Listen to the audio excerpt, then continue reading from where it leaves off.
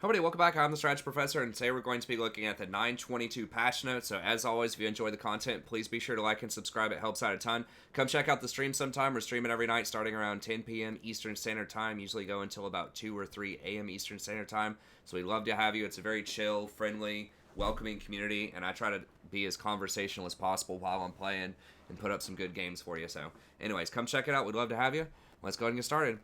So, this patch is not going to be super involved just because the next patch is the preseason patch. So, the next patch is where they're rolling out, all the crazy new stuff with the new dragons, with the item changes, with the rune changes, jungle changes. All that stuff's preseason. So, we'll have a ton to talk about in a couple of weeks with 923. But, this is the end of the season. I know a lot of people are, kind of on the border with their goal, wanting to get a couple of extra divisions to get that final rank. So it will matter for a lot of people where their rank is down here at the end. So I do want to make sure we cover this, give it its due.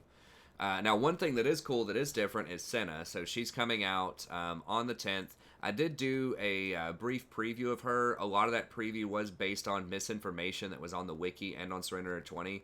So whenever she comes out, I'm going to do a larger preview once we have the actual set in stone stats once she releases. Then I'll tell you that. But I think overall, my initial impressions are that at most ELO brackets, she's probably not going to be great for the first couple of weeks because it looks like she's probably going to be pretty hard to play, and I think a lot of people are going to feed on her.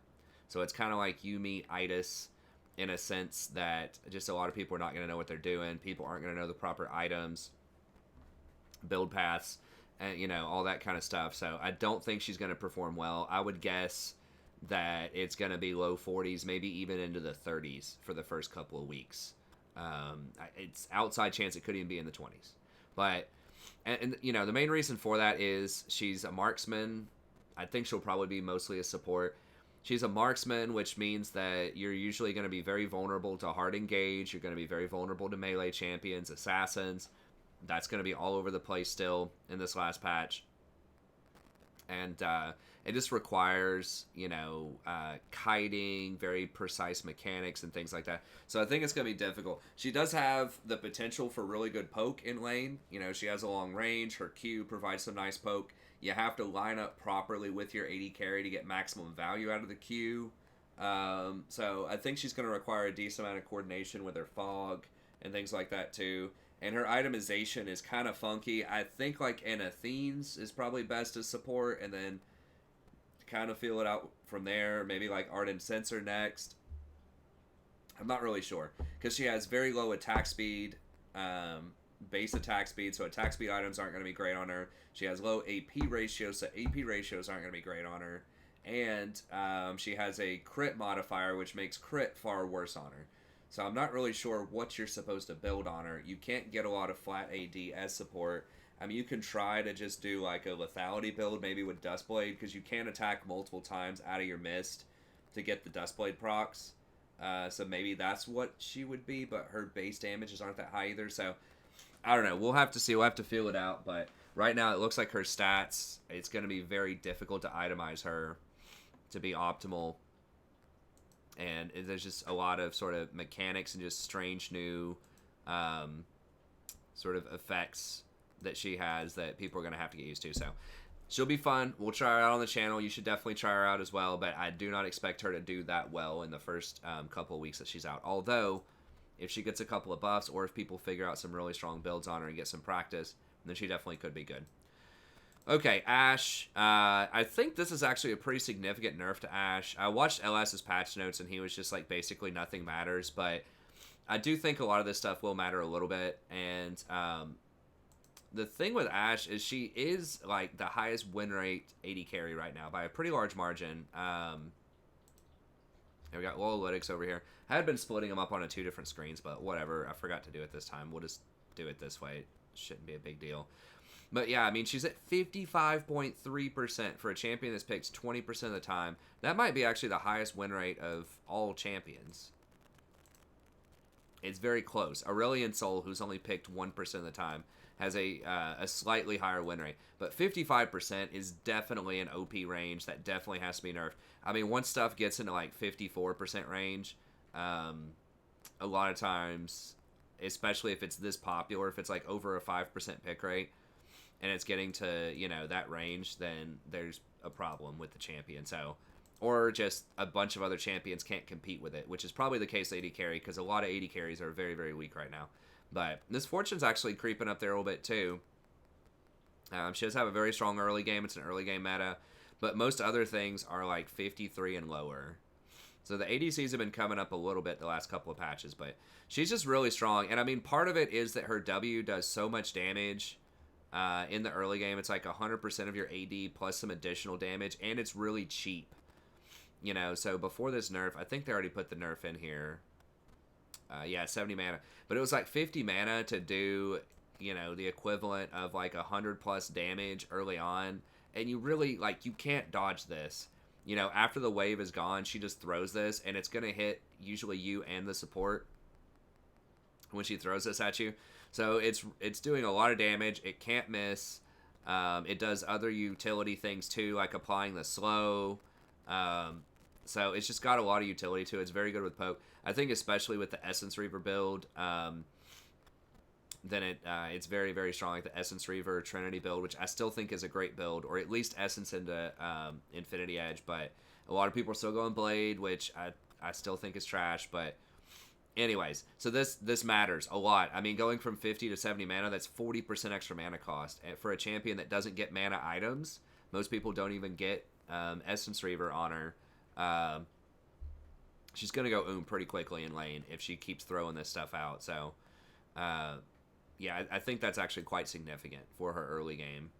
Now, she, you know, it's not going to completely throw her in the dumpster, but I would not be surprised if this pulls her down like 1.5%, maybe even 2%, just because it will weaken her so much in the early game. But she still is going to have her arrow. Her scaling is still, like, okay. But a lot of it really is her oppressive poke in the early game, having the huge range, having the W. So I think, especially, like, Plat minus, then she's going to go down a little bit here. Okay, Blitzcrank. Once again, people are saying, oh, it doesn't matter, whatever. It's just 10 damage for an all-in champion. I mean, that's true to an extent, but at the same time, 10 damage matters. I mean, there's so many times where people walk away with 10 HP from fights, and, you know, he might engage on you a couple of times in the laning phase. I personally don't think Blitz is too far out of whack. I think he's okay.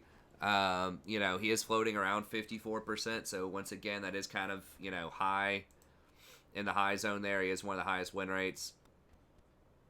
But he's kind of risky in a sense, so I think it's okay. I mean, I'm not sure if they need to nerf him much more than this. I would maybe nerf, like, the damage on his ult, knock, like, 50 off of his ult or something at level 1. I think that would be a bit more appropriate than the Q, kind of like what they're doing with Nautilus, because his ult just does, like, insane damage, and it breaks shields. But overall, it's probably fine. Okay, Ivern, bunch of bug fixes. He's still not going to be that great. I really don't know. I mean, they just need to give him better clear early on. Like, that's it. Like, just have the camp show up earlier or cost less health. And I think that would help him out a lot. So, it's just not a great meta for Ivern right now. The game's just too fast. Yeah. So, anyways, maybe if we start seeing tanks, you know, more top lane, I'm not really sure what's going to bring him back. I mean, his win rate is pretty low, right? I didn't look before this, but I mean, I guess his 50% is not bad. I think they should just give him a better early game, and that would probably help out. Okay. Kaisa, this is pretty significant. I mean, extra non-minion missile hits are deal 17% less damage. So your first missile is still going to do the same amount. I think they said on the tweet where they announced this, it was overall 12 or 13% less damage on isolated missiles. I think that's pretty significant. I mean, the thing is, in solo queue, like, especially at Plat and lower, like, Kaisa's not really that good. You know, we're seeing her all the time at Worlds, but her win rate at Worlds is really not all that great either. I mean, she's 48.5%, so you don't need to nerf her, like, that much. I know everyone thinks she's really OP. It's like, if you get to late game with her, yeah, she can be good, but you know, especially with these tier builds, she's just a hot pile of trash early on a lot of times, because people just can't do anything for the first 20 minutes while they're building up their tier and their Gensu. So it's okay. That is going to help out with the abuse cases where she just gets ahead and she can isolation missile people. So I think that's fine. So it's not going to hurt her that much in team fights. It's not going to hurt her scaling that much. It's just the isolation assassination damage. They've chose to make her a bit weaker on that, and I think that's probably appropriate. Okay. Kalista, a lot of people, some people were saying, I think Hashinishin was complaining on Twitter that this is going to be okay. It's like, bro, look. Kalista has been in the dumpster, like, in the actual dumpster for a really, really long time. Like, the last time this champion was relevant was probably Season 6. I think that LS or Freak or somebody was saying that she was played a little bit earlier this year. I really don't think so. I don't remember a meta where she was like, okay, this is like a go-to champion. She was picked like a couple of times in pro. I mean, let me see. Oh, not that.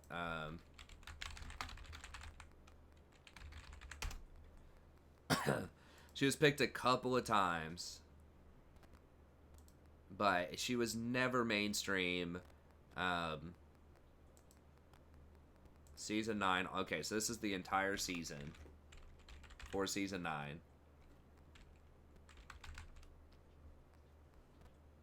She was 49%.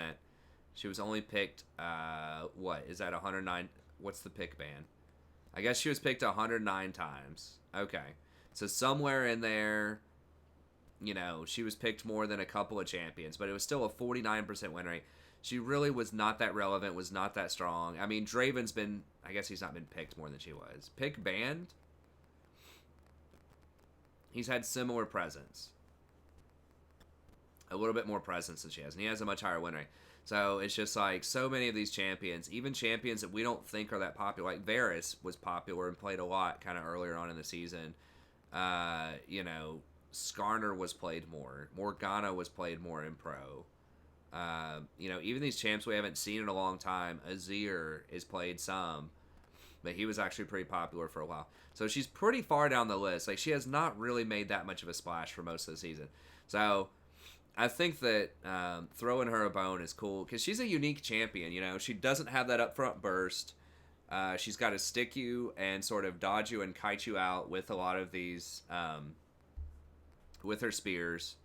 And so I think she's a good design for a champion. I think she's fun. I like her ult. It allows, for engage or saves. So I think she's solid. I think she's interesting. So I like that they're giving her a bit more play. I don't think this is going to bring her back. There were a lot of things they nerfed about her. Like, they nerfed her ability to take dragons and barons off of her E, which is fine. That does hurt competitive, but they didn't give her any compensatory buffs from what I remember. So I would like to see her be a bit more viable, but I don't think this is going to be enough, but it'll help a little bit. Maybe she gets 0.5% or so off of this. It will help her with trades in the lane. Okay, Kayle, super OP champ right now. So they're taking her base damage down 10 at early ranks, I guess 20 at level 3. So I don't know all of her matchups, but I think this will probably be fine. I mean, I see Kayle regularly beat things like Garen and Renekton top, and I have no idea how that happens, but it does. And so she needs to be dialed back. A big part of it is people have moved away from that stupid Tear of the Goddess build that was popular, I don't know, a couple of months ago, and now they've moved into just going for Gunblade, which is like the strongest single item power spike in the game. I think pretty close. Like, if a champion can use Gunblade and you see that Gunblade in their inventory, like, it's trouble. Like, that item is really, really strong on the champions that get it. The only other item I can think of that might elicit as much fear as Gunblade does is maybe Trinity Force. But, on champions, as far as like, wow, we need to be careful, that champion's scary. But Gunblade is definitely very strong on her, and the Celestial Blessing probably doesn't matter that much. I don't know the order that she gets that in. I think that's probably like the thing she maxes last, I would imagine. So I don't think that's going to be that big of a deal. But this right here, it could matter. Maybe it costs her 1%, maybe. But I still think she's probably going to be strong enough to power through. We'll see. I mean, I could be wrong. Maybe it hurts her more. But I would just think like a percentage or two. So maybe she should probably still be like 53+% in the top lane. But yeah, I would still highly consider nerfing or banning her on this patch. Okay, Malphite. So they're nerfing AP Malphite, and this is probably a good thing. He's just really obnoxious, especially at Platinum and lower. And then just like the lower the elo goes, the more obnoxious he is because he just does so much burst damage, and people just aren't going to have the reflexes to flash it. There aren't a lot of good itemization options to deal with him. Xayah's also, you have to Xayah's fast enough. Banshee's Veil is good, but a lot of champions just don't get Banshees right now.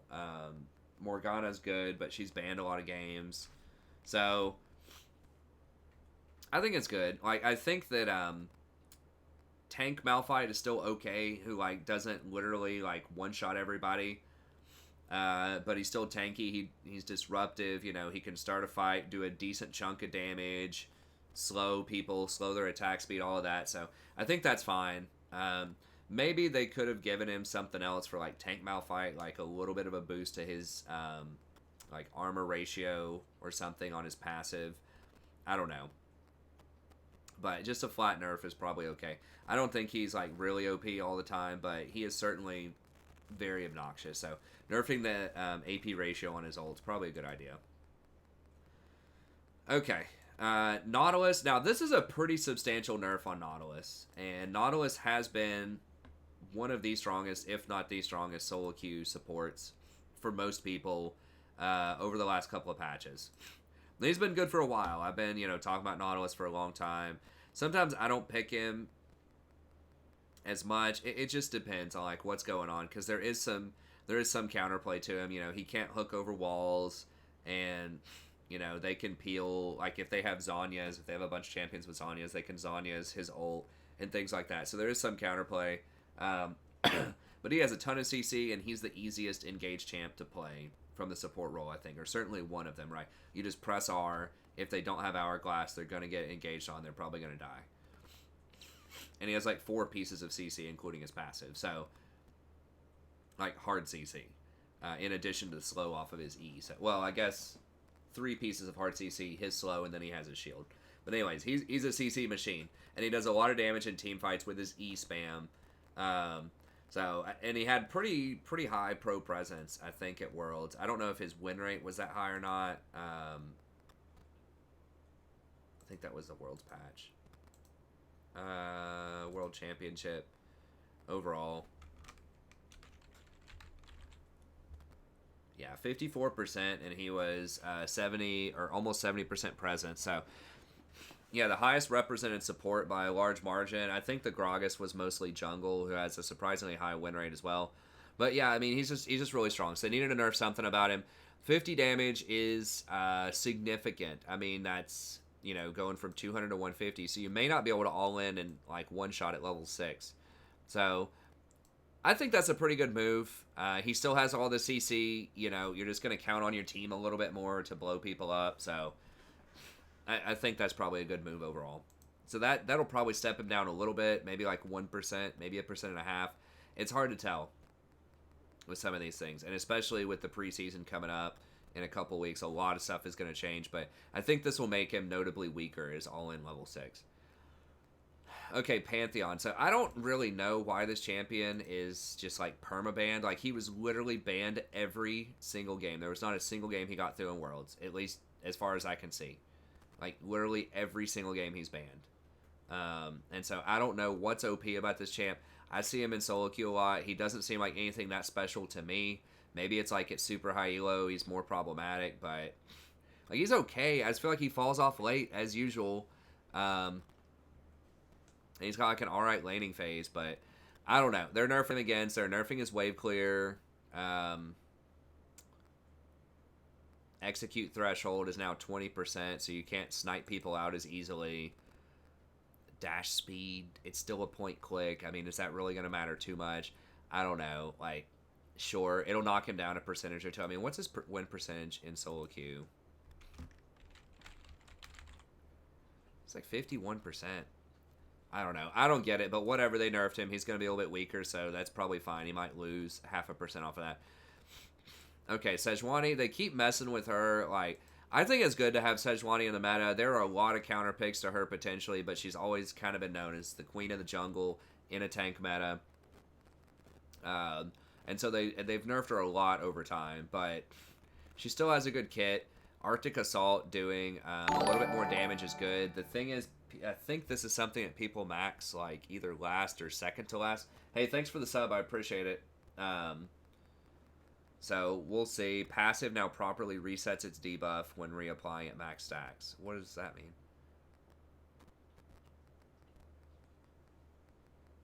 Debuff duration.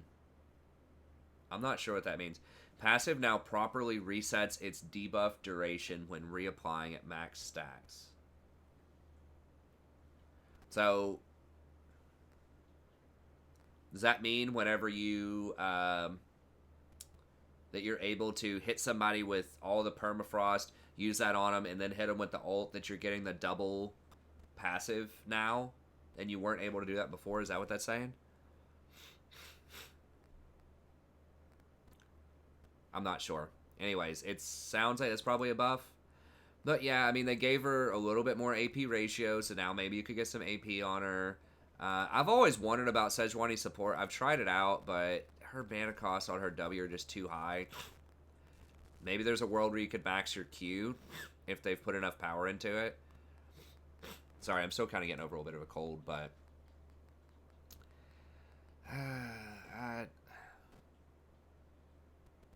I don't know. I mean, it does go down to 12 seconds. It is, you know, a form of hard engage. The problem is, like, the range is not that far for, like, a support. It's 650.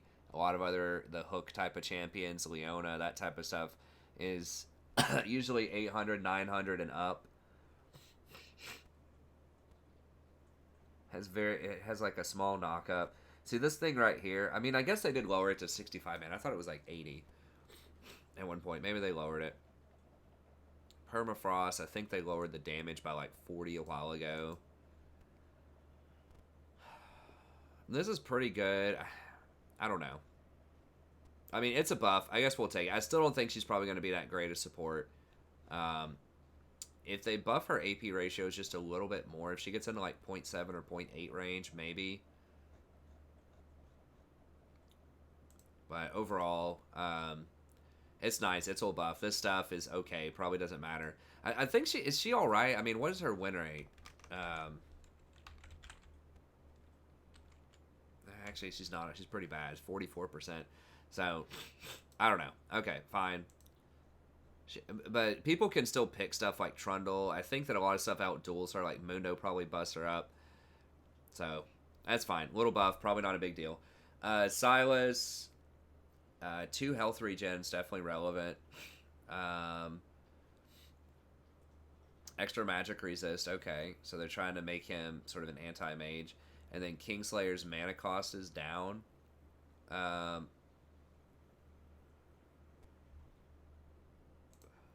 feel like Sylas still can be good. His win rate's so low. I've seen him be alright. Okay, probably not going to matter. I mean, he's not spamming this. It's on kind of a long cooldown, so... Like, the mana cost really doesn't matter that much unless you're spamming something often.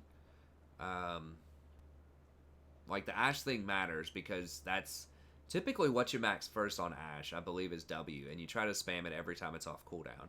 This, I don't think it's gonna matter. I mean, it's cool that like the champions that are really low win rate, that they're giving them a little nudge, but these have been problematic champions in the past, so I understand why they're treading carefully. And just who knows what's going to happen in the preseason. Like, so much stuff is going to shake up that they're probably reluctant to give any crazy buffs out right now just because they want to see what happens in preseason first. And they don't want to like throw the meta too far off, you know, in the very last patch of the season when people are trying to, you know, get their final rank that they want. So I get that. Okay, Xayah, so this is actually pretty significant. I'm almost positive this is what you max first. You might max this second, max E first, depending on your build. But losing 15% attack speed late game is pretty significant. However, I think she'll still be pretty good. She does so much damage. Like, her upfront damage is pretty good. Like, this thing is a nice steroid. It gives you movement speed and attack speed. And then, of course, the feathers themselves gives you a lot of extra burst, and it makes it really hard for champions to dive you. And does a lot of AoE damage in fights. So, I still think she's going to be one of the best ADCs out there. Obviously, in Pro, a 70% win rate as the 5th most picked banned champion at Worlds is pretty nuts. I mean, that seems like that's by far she's the most OP champ at Worlds, at least statistically looking at that. I mean, Ryze is really good too. And Kayle is also... Kayle actually didn't have a high win rate. But yeah, I mean, she's definitely in the conversation for most OP champ at high levels of play. And I still think she's pretty good in like normal levels of play too. Yeah, 50%. So a little nudge is probably fine. Okay, so probably not going to shake up the meta too much. Be sure to check out the tier list. I will talk about a few adjustments there. I do think that Nautilus getting a bit weaker could shake up the support tier list a bit. And then Xayah getting a bit weaker might affect Rakan's position a bit as well. So be sure to check out the tier list. And otherwise, that's going to be it. Thank you very much. Have a good day. Be sure to like and subscribe if you enjoy the content. And I'll see you next time.